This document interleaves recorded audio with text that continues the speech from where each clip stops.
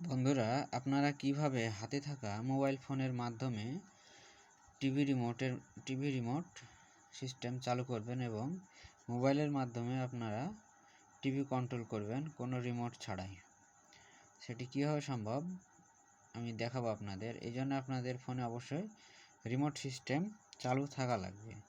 সব ফোন দিয়ে আবার অ্যাপস নামায়া রিমোট কন্ট্রোল করতে পারবেন না। এই জন্যে ম্যাক্সিমাম এই যে দেখতে পাবেন এখানে একটা লাইট আছে, রিমোটের মাধ্যমে গেলে দেখতে পাবেন আপনারা সাপোর্ট করবে। এই যে একটা রিমোট আমার নামানো আছে, যা রিমোট, সেটাও এছাড়াও রিমোট থাকে, সেই রিমোটের মাধ্যমেও আমরা টিভি কন্ট্রোল করতে পারবো। কিন্তু কাজ সব রিমোটে করে না, সব অ্যাপসে এইসব কাজ করে না। এই যে দেখুন, এই যে ক্যামেরা দেখলে বুঝতে পারেন, এরকম যদি আপনাদের লাইট জ্বলে, রিমোট লাইট থাকে, অর্থাৎ রিমোট সিস্টেম যদি মোবাইল হয়, অবশ্যই আপনাদের রিমোট কাজ করবে।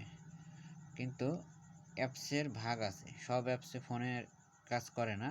এই জন্য আপনারা যে অ্যাপসটি ব্যবহার করবেন, এই জন্য আপনারা যা রিমোটটি এই দেখতে পাচ্ছেন, যা রিমোটটি আপনারা ফোনে ডাউনলোড করে নেবেন। এটি প্লে স্টোরে পাওয়া যায় না। এই রিমোটটা আপনারা যে কোনো ব্রাউজার থেকে ডাউনলোড করতে পারবেন, যা রিমোট। এখন রিমোটটি কিভাবে আপনারা টিভিতে সেটিং করবেন সেটি হচ্ছে মেন বিষয়। এটি টিভিতে সেটিং করার একটি সিস্টেম আছে, অযথা আপনারা ডাউনলোড করে দেখতে পারবেন। এখানে অনেক রিমোট আছে, দেখুন দেখতে পাচ্ছেন, টিভি রিমোট, এসি রিমোট, অনেক রিমোট আছে।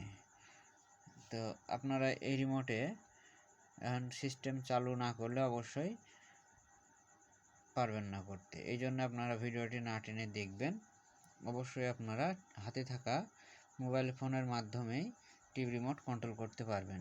প্রথমে আপনারা টিভিতে চালু করার জন্য এই রিমোটটি চালু করবেন। এখন আপনাদের এখানে অনেক টিভির নাম লেখা আছে, এখন আপনাদের যদি কোনো ব্র্যান্ডের মধ্যে না মিলে কি করবেন? এখন এই জন্যে অবশ্যই আপনাদের হাতে থাকা ফোনটিতে নেট থাকা লাগবে। নেট না থাকলে আপনার রিমোটটি সেটিংস ঠিক করতে পারবেন না। রিমোট যখন ডাউনলোড হয়ে যাবে তখন আপনারা যে কোনো টাইমে এমবি ছাড়া অথবা নেট কানেকশন ছাড়াই কাজ করতে পারবেন।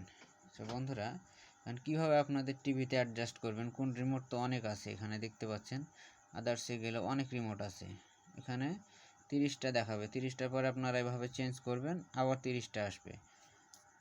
তো বন্ধুরা, এই জন্য আপনারা কি করবেন, যদি আপনাদের কোনো টিভির সঙ্গে না মিলে, এখানে নাম না পান, অবশ্যই প্রথমে আপনারা আদার্সে দেখবেন।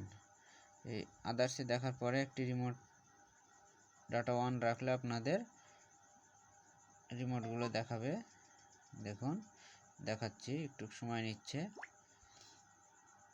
দেখুন এখানে দেখাচ্ছে 1/30, 1/30 দেখাচ্ছে। এখন কীভাবে এটি আপনার টিভিতে কানেক্ট করবেন, দেখুন এখানে অন অফ সুইচ আছে।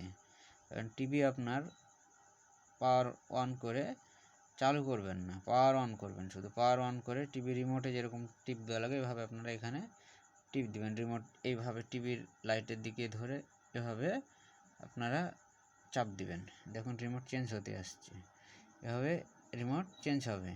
মানে এখানে 1 আছে, 2 আসবে, 2 যাবে 3 আসবে, এভাবে 30টা চেঞ্জ হবে। আপনার যখন দেখবেন টিভি অন হয়ে গেছে, ওই রিমোটটা আপনার ওকে, তখন আপনার এই টিক চিহ্ন দেখতে পাচ্ছেন এখানে, এই যে টিক চিহ্ন, এই টিক চিহ্নতে ওকে করবেন। তখন আপনার এই রিমোটটি অ্যাড হয়ে এখানে চলে যাবে।